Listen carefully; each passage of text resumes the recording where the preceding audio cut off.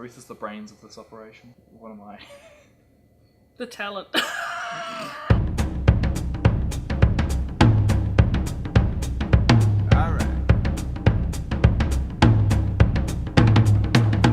Welcome to Check This Out. This is Jake, I'm Ruth, and today we're talking about hobbies. Yes, which is always a bit of a daunting task because I, comparatively, have very few hobbies. I have a couple of things I really like doing, whereas Ruth has like 50 hobbies. But yes, we are here to talk about hobbies today.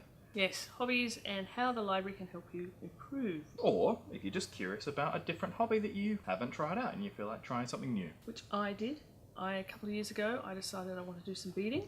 And you can do this yourself. Anything you want to learn, particularly art and craft, very useful. Okay. Is you go to our catalogue, you look up the topic, like I threw in the word beading, and you scan through all the books that are available in the system. Pick, I don't know, about half a dozen of the ones that look like the basics and haul them into the library. Just reserve them, bring them in, because across the state you can find pretty much anything on pretty much anything. Yeah, even if we don't have it here at Unley, it's so easy to just hop onto the catalogue, reserve it, or you could try the new Libraries That Stay smartphone app and do all of it from your smartphone. So, grab yourself some starters like this one. This was my first one, Getting Started with Seed Beading. You find yourself a book, there's the basics, or you find yourself a couple of them, because each book will be different and each artisan will show you a different way of it. And some will work for you, some won't work for you. So you get a couple of those, find the ones you like and stick with those for a bit, teach yourself some stuff. Another way to go is to grab a book that will tell you everything. Anything with the word Bible in the topic would actually have a full comprehensive listing of what that topic requires. So you'd take from it what you need. And this one, for example, has a lot of things in it that I don't use. However, it does have a lot of things in it that I do use. So it's a good one to have. And then once you've learned some stuff and you're getting confident, then you can specialize.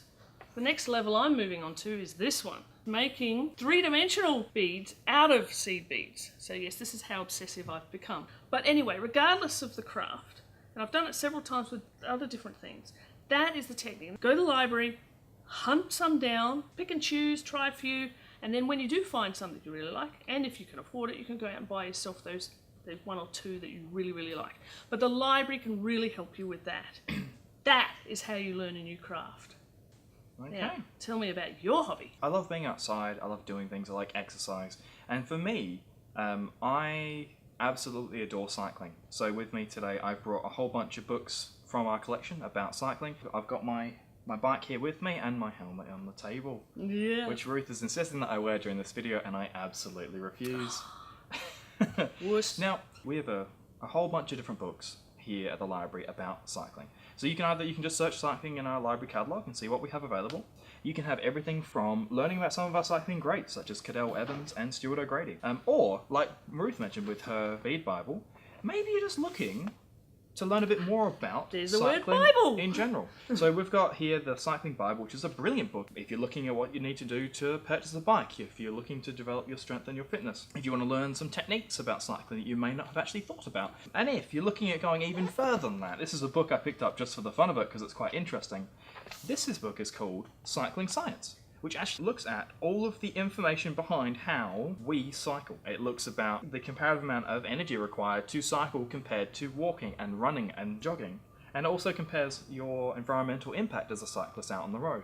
It's a really interesting book, and I would highly recommend picking it up, having a flick through if you're already into cycling. But there we go, that is my hobby for today. Mine is cycling. I absolutely adore it. It's one of my favourite ways to exercise. I use it to get to and from work. Well, his is much more healthy than mine. I, on the other hand, managed to end up hunched over and I'm slowly going blind trying to thread needles. Well, the trade-off is perpetually tight hamstrings.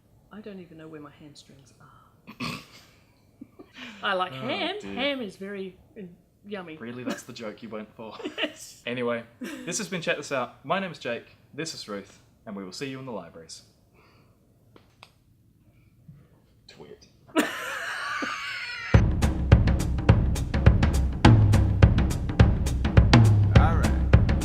Say that it's not how it works. She was like, I'm very funny.